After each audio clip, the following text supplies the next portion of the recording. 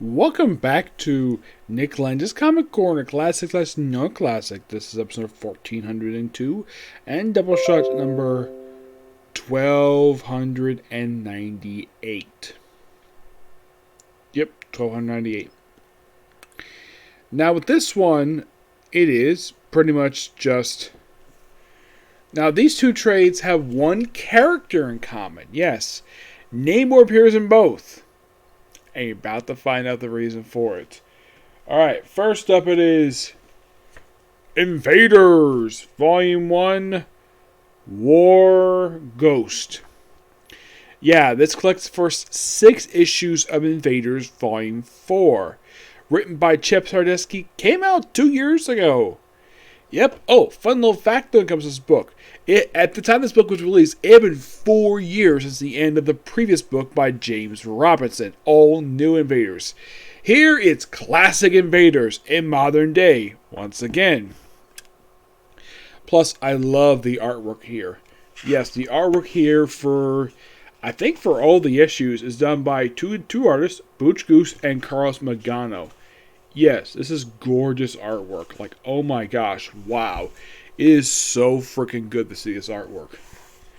Now, basically, what I meant by classic Invaders, I mean Captain America, the Winter Soldier, who originally in World War II was Bucky Barnes, the Jim Henson Torch, and see the cover, Namor the Submariner.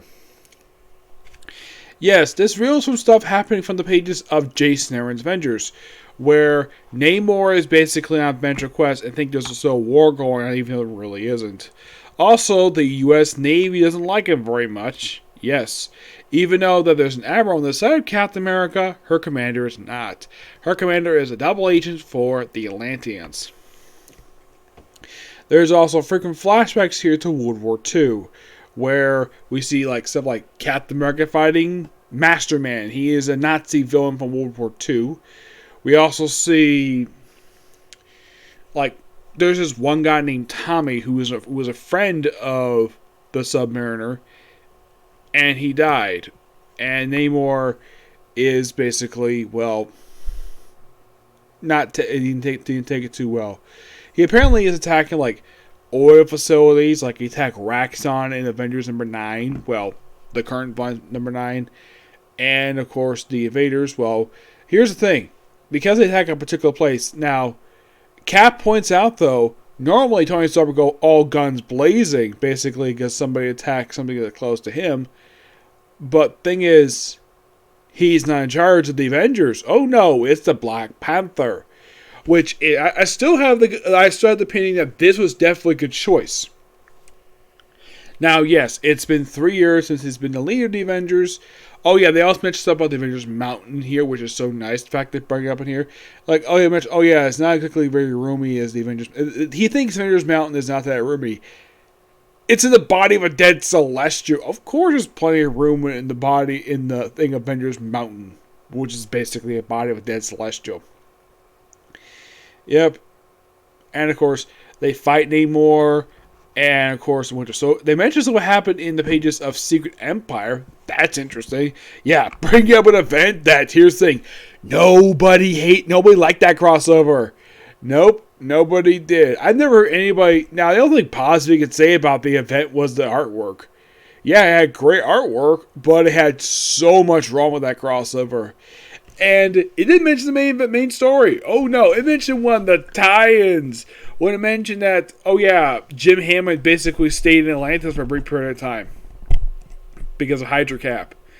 Yep. For the start of this run, give this book roughly a 9.5 out of 10. Excellent book. Chip Zdarsky does a great job in this book. I mean, yeah, it's not comedy like he usually does some humor in here. But this is just pure fun. Unlike his Daredevil book, I'm like, okay, you have this really good book here, and you have his Daredevil book. It's like two different contracting styles, like different tones. This is more upbeat action stuff, and I can't say anything about his Daredevil run, which is very much like, oh, I don't want to be Daredevil for 25 issues for no reason. And now apparently Elektra is now Daredevil. Yeah. Oh yeah, he also apparently is on trial for murdering somebody. Yes, Daredevil killed somebody, apparently. Also, he apparently had a one-night stand with a married woman. Yep, Daredevil did that. Which, that's not typical Daredevil. Like, why in the world Chebosky is writing so much stuff that he would not normally do? But that's why Chebosky is probably right. It almost kind of felt as though when it comes to that book, he's being told to do this stuff. This book, I think he's just basically just having a lot of fun with. He's doing his own thing with this one. Daredevil, it's probably a lot of editorial mandates. Alright, next up, another book featuring anymore. This is Captain Marvel. Volume 5, A New World. The New World. This collects Captain Marvel, issues 22 to 26 of, I believe this is like the 11th volume for the series. Yes. This is by far really short. Look how, this is a pretty short story. Like, it's only like 5 issues. Like, really? That's it? Yeah, this also kind of ties into the Captain Marvel The End stuff, where she's basically on like investigating some UFO with, you have Carol investigating UFO with Hazmat, Spider-Woman, War Machine, yeah, this four-person team, and they're investigating this thing. And then she just ends up in the future, basically in the world of Captain Marvel The End. They actually reference that in here, where in this world, Namor is no longer alive. You're probably thinking, is that Namor on the cover? It kind of is, but it isn't. This actually is Namor's son. Oh, and by the way, like, the way Kelly Thompson writes this, okay, you won't believe who the mother is. The Enchantress. Of course it's the Enchantress. Yeah, one of the hottest women in the Marvel Universe, and this the Enchantress. Oh yeah, and also like, there's like New Atlantis. We have Thor's daughter. One of his daughter. We have Thor's daughter. I'm like, that's interesting. Like, is this apparently like? Now here's the thing about this particular person. Now, not the first time we see a female Thor. Well, part of the same bloodline. We had the female Thors from the pages of Jason Aaron's Thor run. Though this is not from that era. Oh no. Now, they also have Gary Drew, who's an adult, and there is Carol Rhodes, who while I was reading this, I'm like, they don't really interact very much. Oh yeah, and here's the thing about Carol Rhodes. She's the daughter of Rhodey, but Carol is not the mother. I'll get to that. That's particularly quite dumb. And it leads what happened at the very end of the book. Oh yeah, and also, what happened to Namor in this world? He got murdered by his own son. Yep, his own son killed him. Why? I have no idea why. Well, actually, he wanted to overthrow his father for some reason. Don't know why. The artwork here is done by Lee Garrett. The cover art here is done by Jorge Magalia. This is a really good piece of artwork. Now, this is actually, believe it or not, used for the back cover for this trade. But what about what about the front cover? Well, you probably think, is that the first issue cover? Oh, no. This is, I believe it's like, I think it's the finale for this storyline. I think it is, right? I think so. It's either 25 or 26 is one of those two issues. Let's see here.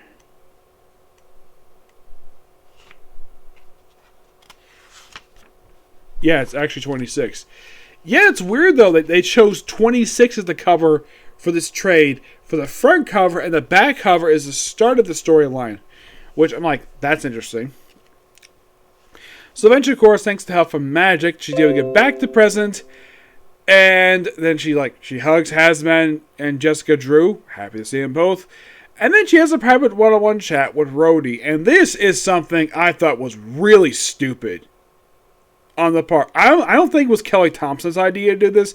I think someone higher up thought this was a good idea to do, because they apparently repeated this in the pages of Spider-Woman. Okay, so Carol talks with Rhodey. So she basically meets Rhodey's daughter, and because she's not the mother, she breaks up with him. Yes, Carol Danvers breaks up with Rhodey. I'm like, why? That's a simple answer. That's a simple question. Why? Why end this great relationship? This relationship's been going on now. Oh, how long has it been? I think it's been going on at this point for at this point when these issues came out, for 5 or 6 years. It didn't. The only biggest problem with this relationship, it felt as though they didn't advance the relationship at all. Yeah, and by the way, Kelly Thompson was not the one who started this relationship. That was Kelly Sue Honick. She's the one who started this relationship. Excuse me. Oh, yes, the relationships are completely out of nowhere. But I kind of felt as though this is something Marvel hired. I don't know if this is Kelly Thompson's idea, because this is probably somebody at Marvel's stupid mentality of how superheroes cannot be in relationships because, apparently, superhero who's in a relationship makes boring storytelling. Since when? You think it was Joe Quesada's idea to do this? I highly doubt that he barely is empowered to do something like this. He's still higher up in power, but I highly doubt that he was one to do this. People might think he might have done this, but nope. Yeah, I don't think he did it. No, I blame probably whoever. This is probably, in my opinion. Now, I don't have any proof of this. I think this was an editorial mandate. Yeah. And of course, this kind of leads to stuff going on in the following story arc, which is going to be in the next trade, Volume 6. Which, when I saw what issues going to be in there, it's going to be 4 issues. Really? Make these trades in there. I give this book a 9 out of 10. It's a good story, but the ending is utter stupidity. Now here's the thing.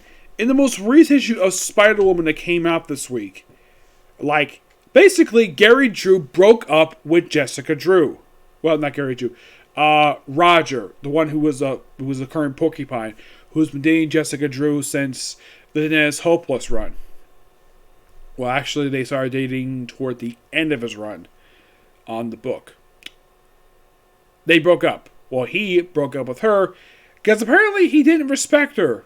Well, she didn't respect him at all. Didn't give a damn about him. Why? Yeah, well, here's the thing. At least Carol said, oh yeah, the reason why she broke up with Rhodey, because she met his daughter in a possible future, and because she's not the mother, she breaks up with him. In the case of Roger, it made even less sense for that to happen. And that was issue 12 of the most recent volume of Spider-Woman. I mean, what the heck is up with Marvel recently? Where you have it where 2 prominent female superheroes who are in a great relationship, despite the fact it hasn't really advanced very much, and then their relationship just ends. Though in the case of Jessica Drew, her relationship was not as long as, let's say, Carol Danvers. Now, Jessica Drew had been dating Roger since 2017. They've been dating about 4 years. Carol dated Rhodey for 5 years. Why the heck they broke up for makes, outside perspective, if you weren't, reading the book and you're thinking, wait, Rhodey broke up with Carol? Actually, Carol dumped him. All because she went into a possible future. I mean, the story itself is good. The ending is utter bullcrap. I hate the ending of this book. Though I'm going to get the book anyways, because I think, in my opinion, I still believe this, this ending of relationship was a terrible idea. Also, here's a question, though. Where the heck is Carol's sister? Laura L. Where the heck is she? Yeah, she's nowhere to be seen in the storyline, despite the fact she's still living on Earth. Yeah, the character's living on Earth, despite the fact she's a new accuser. For some reason, she actually is not here. For some reason. Yeah, she's nowhere in the storyline. Did Kelly Thompson forget about this character? I mean, she did practically create Laura L. Yeah, she's nowhere to be seen here. And, well, not much else to say. At least in the case of Invaders, that had a good ending to it. This had a bullcrap ending to it. I hate the ending. It's just so stupid. I mean, so, like I said, Carol goes to an alternate future and sees Rhodey's daughter, but doesn't like the fact that, because it was so real to her. I'm like, really? that's the reason why. Because this one was so real to you that because you're not the mother, that you had to break up with your boyfriend. Yes, by far the most dumbest reason I've ever heard of the ending of a relationship in comics. All because that's not my kid. That's her perspective. Well, she has had a kid before, though it was utter bullcrap nonsense that the creators basically have written off and want nothing to do with. That is, of course, Avengers 200, which Marvel was moved well past that. Also, I should mention, though, Carol's got a lot more powerful in the storyline. Yes, she's gotten basically humongous amount of energy now.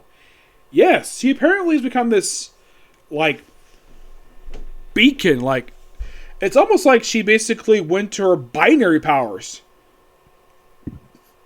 Excuse me. Yeah, apparently she just activated this power at the end of issue 25 where it's kind of like her binary powers are kind of mixed in with her regular powers, which I'm like, that's interesting. Yeah, that's a cool concept. But yeah, not much to say about two trades. Both good. Just the Captain Marvel one has a really crappy ending to it. Okay, so that's it for particular review, and that's it for videos because I don't have more time to do more videos. Like, it's like 11 o'clock right now. So tomorrow, I expect to see at least 2 comic corners, along with reviews for Eden Zero, Black Clover, that should be released new chapter this week for that one, My Hero Academia, One Piece, and Boruto. Okay, see you next video. Bye.